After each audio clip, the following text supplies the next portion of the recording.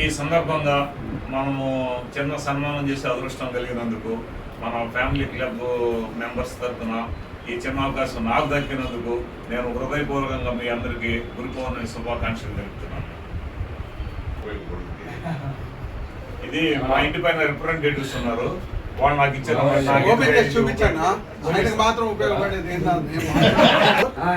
పెట్టుకొని ఒక్కో పేపర్ తీసుకోవచ్చు అనమాట. ఈయన జనరల్ గా ఇస్తుంటాడు కాబట్టి నాకే ఉపయోగపడుతుందయ్యా సార్. మీరు చెంచకుండా శ్రమ లేకుండా ఒక్కో పేపర్ ఇట్లా నైస్ గా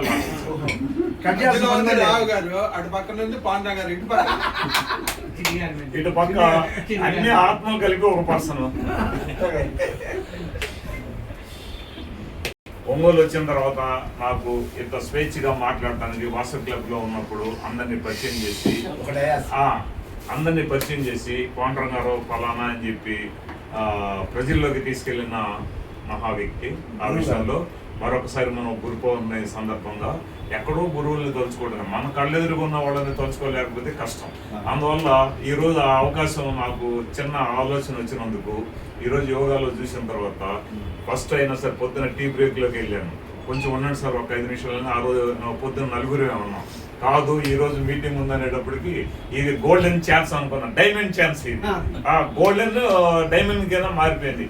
ఈ సదవకాశం నాకు దక్కినందుకు మీ అందరి తరఫున నా తరఫున సార్కి గురు పౌర్ణమి శుభాకాంక్షలు.